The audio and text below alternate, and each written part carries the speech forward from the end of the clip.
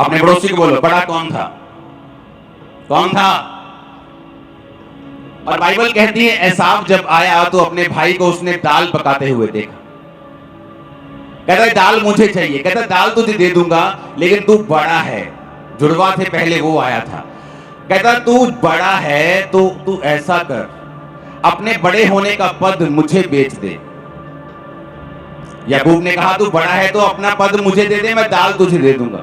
और वचन कहता है कि एक बार के भोजन के बदले में उसने अपने बड़े होने के पद को बेच दिया। और जब आशीष पाने के लिए निकला अपने बाप से, क्योंकि बड़ों को ज्यादा आशीष मिलती थी पहलोठों को, तो लिखा वो आशीष पाने के योग्य नहीं ठहरा। आंसू बहाने पर भी, तौबा करने पर भी उसे कोई भी आशीष नहीं मिली। क्यों? क्योंकि उसने शरीर को फॉलो किया था।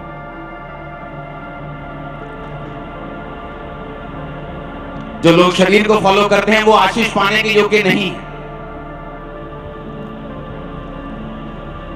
वचन कहता है कि अगर आप व्यभिचार में गिर गए, अगर आप पाप में गिर गए, अगर आप चोरी में गिर गए, तो आप सेवा करने के भी काबिल नहीं हैं उच्च पद की। वचन तो इतना गहरा है वचन। तो शैतान लोगों को नाकामयाब कैसे करता है? उनको शरीर के पीछे लगाता है,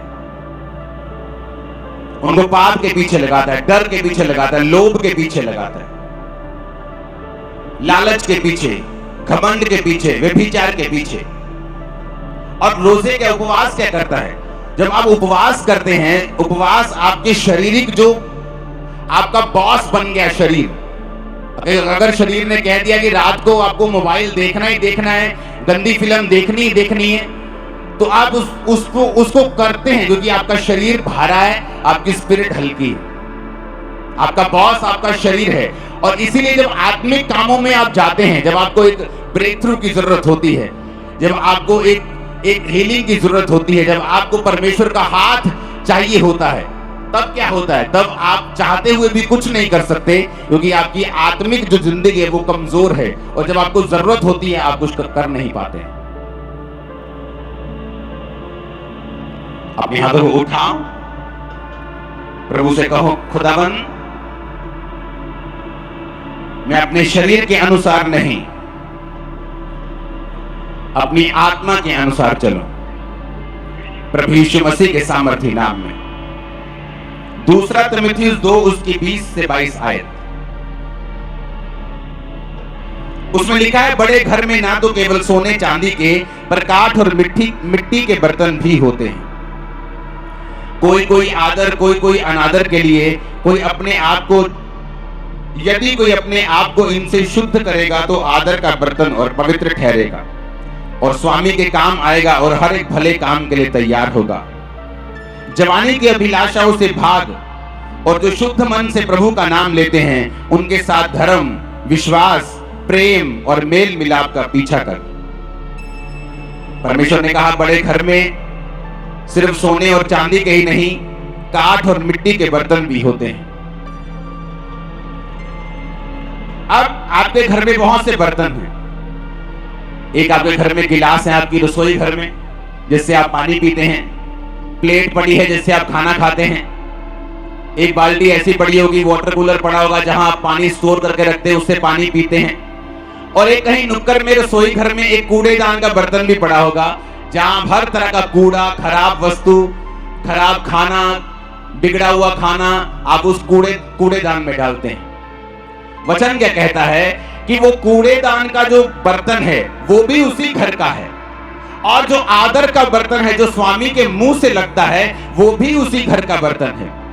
तो परमेश्वर ने कहा कि लोग है तो मेरे विश्वासी, है तो मेरे बच्चे, है तो मेरे ही घर के बर्तन, पर कोई तो आदर का बर्तन है और कोई निरादर का बर्तन।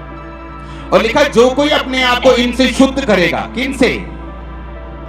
व्यभिचार से, पाप से, शरीर के कामों से, निंदा से, चुगली से, विश्वासघात, माता पिता की आज्ञाओं को ना मानना, ढीठ, घमंडी, लड़ने वाले, गालियां निकालने वाले। परमेश्वर ने कहा अगर तुम इन चीजों से अपने आप को शुद्ध नहीं करोगे तो तुम अनादर के बर्तन ठहरोगे, और अगर तुम अपने आप को इन चीजों से शुद्ध करोगे तो आदर के बर्तन ठहरोगे। अगर तुम आदर के बर्तन ठहरोगे तो स्वामी के काम आओगे। अगर तुम स्वामी के काम आओगे, उसके मुंह से लगाए जाओगे, तुम्हारी आशीषें अलग होंगी, तुम्हारी आशीषें दूसरों के जैसी नहीं होंगी, क्योंकि तुम आदर के बर्तन हो। लिखा है क्योंकि मनुष्य स्वार्थी, लोभी, डींगे मारने वाला, अभिमानी, निंदक, जिसे अपना ही स्वार्थ है, जो हर काम अपने ही फायदे के लिए करता है, लोभी है, लालची है, हर चीज को बेचना आता है उसे, डींग मार। वो चर्च में गए थे, अच्छा ठीक नहीं हुए, आ जाओ मेरी चर्च में, डींगे मारनी। खुदावन का आत्मा यहां आपको हील करता है, मैं नहीं। और ये सुनो मेरी बात, आप गवाह होंगे, और आप गवाह हैं, लंगड़े चलाए जाते हैं और कोड़ी शुद्ध किए जाते हैं। लेकिन आपने कभी ऐसा नहीं सुना होगा कि अगर चंगाई चाहिए तो सिर्फ मेरी चर्च में आओ। यह निशानी है कि वो पास्टर गिर चुका है और वचन में नहीं। अभिमानी, निंदक, माता पिता की आज्ञा टालने वाला, कृतज्ञ यानी विश्वास, थैंक्स गिविंग ना करना, ऐसे दो तरह के लोग होते हैं। प्रभु के सामने कृतज्ञ, लोगों के सामने कृतज्ञ।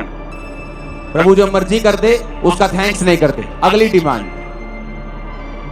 उसके अगली डिमांड, जो प्रभु ने पीछे किया उसका कोई थैंक्स नहीं, अगली डिमांड, उससे अगली, उससे अगली, उनको कृतज्ञ बोलते हैं। और ऐसे लोग भी होते हैं, आप अगर उनके लिए कुछ करेंगे, बोले मैं तो इनका वर्कर हूं, ये तो इनका फर्ज बंद करना। मैंने लाइफ में वर्कर देखे 30-30 साल से काम करते हुए, सेम सैलरी, धीरे धीरे सैलरी बढ़ रही है कछुए की चाल से, और कोई हेल्प नहीं की। मैंने देखे हैं वर्कर लोगों के घरों में काम करते, लोगों की जिंदगी में काम करते हुए। तो उसने कहा जब तुम्हारी हेल्प हो, जब तुम्हें कुछ मिले तो उसका थैंक्स करो, वो इंसान हो या परमेश्वर। अपवित्र, दया रहित, क्षमा रहित, दोष लगाने वाला, असंयमी, कठोर, भले के बैरी, विश्वासघाती, ढीठ, घमंडी, प्रभु के नहीं सुख विलास के चाहने वाले, भक्ति का भेष धरेंगे पर शक्ति को न मानेंगे, ऐसों से परे रहना। परमेश्वर ने कहा यदि तुम अपने आप को इनसे शुद्ध करोगे तो आदर के बर्तन ठहरोगे। पौलुस को देखो, कई बार हम दुखों से निराश हो जाते हैं कि परमेश्वर ये दुख क्यों आया, ये दुख क्यों है। 2004, 5, 2006, 2007, 8, 9 तक, 10 तक मैं हमेशा परमेश्वर के सामने कंप्लेंट ही करता रहता था, खुदावन ये मेरी लाइफ में प्रॉब्लम क्यों नहीं जा रही, सेवा में आने के बाद भी ये दिक्कत क्यों नहीं खत्म हो रही, ये मेरी लाइफ से क्यों नहीं जा रहा, ये संघर्ष खत्म क्यों नहीं हो रहा। आज हम पौलुस की पत्रियों को पढ़ते हैं। अगर हम पौलुस की पत्रियों को पढ़ते हैं, उन 13-12 जितनी 13 पत्रियां हैं, तो पौलुस की पत्रियों को पढ़ते पढ़ते हमें यह समझ आती है कि पौलुस ने अपनी 13 पत्रियों में एक ही बात की है, तुम्हारे कैरेक्टर को किस तरह से मजबूत रखना है, क्योंकि शैतान तुम्हारे कैरेक्टर को खत्म करके ही तुम्हारी लाइफ में काम करता है। Hallelujah, hallelujah, hallelujah. प्रभु यीशु मसीह के मधुर और जिंदा नाम में सभी मसीह भाई बहनों को मेरी तरफ से जय मसीह की। मैं पास्टर रेखा विश्वास करती हूँ कि आप सब खुदावंद प्रभु यीशु मसीह के मधुर और जिंदा नाम में सलामत होंगे। आमीन। खुदावंद के प्यारे लोगों, बहुत सारे लोगों के हमारे साथ भी सवाल होते हैं कि जब हम अच्छी तरह चल रहे हैं, हम मसीह में पूरी तरह खड़े हैं, तो विपत्तियाँ जाती क्यों नहीं हैं, मुश्किलें जाती क्यों नहीं हैं। आज खुदा के दास ने हमें 2 तरह के बर्तन के बारे में बताया। एक वो बर्तन जो किचन में होता है खाने के लिए इस्तेमाल के लिए, और दूसरा बर्तन वो जहाँ किचन का जो भी डस्ट होता है, जब कुछ भी कूड़ा होता है वो उसमें हम डालते हैं। तो हमारे हाथ में हम आदर का बर्तन है या निरादर का बर्तन है, क्योंकि वो जो डस्टबिन में है काम करता है बर्तन, वो क्या है, वो है निरादर का बर्तन, और जिसमें हम खाते हैं वो आदर का बर्तन।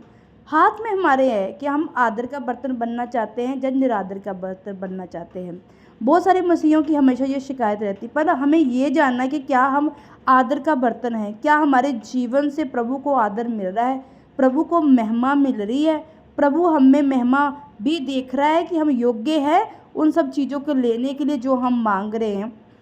हमारी ना हमेशा ये बात आपस में हस्बैंड वाइफ की ये चलती रहती है कि मसीह लोग इतने फलवंत क्यों नहीं हो पाते हैं। खुदावंद के प्यारे लोगों, हम ग्राउंड लेवल पर काम करते हैं, मतलब हम होम विजिटिंग करते हैं या हम मिनिस्ट्री करते हैं, छोटी मिनिस्ट्री है, तो हम हर एक इंसान को जान पाते हैं, उसके क्लोज जाके हम अच्छी से उसे पहचान पाते हैं कि क्यों आखिरकार मसीह फलवंत नहीं हो रहा, क्यों अभी भी बंधना में, क्योंकि वो एक आदर का बर्तन नहीं है। उसने अपने आप को निरादर का बर्तन बनाया हुआ है। उसके अंदर आज हम वचन में से जानना तो मुत्थियों में से कि हमारे अंदर कौन सी कमियां होती है, कौन सी बुराइयां होती जो हमें आदर का बर्तन बनने नहीं देती, और कौन सी ऐसी चीज़ें हैं जो हमें निरादन का बर्तन बनाती है। तो हमें क्या करना है, आज मसीह क्या कर रहा है, उस कमियों को उसने लिया हुआ अपने जीवन में। वो ड्रिंक करता है, गाली देता है, बाइबल नहीं पढ़ता, कोई उपवास नहीं करता, कोई ऐसा जीवन जीता ही नहीं जो मसीह के अनुसार हो। तो फिर हम उससे आदर कैसे ले सकते हैं, कि वो भी कैसे आदर प्रभु से ले सकता है, क्योंकि उसने खुद को अपने आप को निरादर का बर्तन बनाया हुआ। मेरी बहनें ऐसी है जो व्यस्त रहती है घर के कामों में, प्रेयर नहीं करती है और झुंडों में बैठती है, वो भी गाली देती है, वो भी चुगली निंदिया करती है। फिर कहाँ से हम आदर ढूंढते हैं, प्रभु से हम आदर पाएँ। और दूसरी बात, वो लोग आदर पाते हैं जो दुख में है फिर भी प्रभु में बने हुए हैं। जैसे जबकि पौलुस जेल में गया पर वो प्रभु में बना रहा, उसने पत्रियां लिखी जेल में जाके, करैक्टर को मेंटेन करने के लिए उसने पत्रियां लिखी, तो उसने आदर पाया, और आज उसकी पत्रियों के द्वारा हम पढ़कर हम भी आदर पा रहे हैं।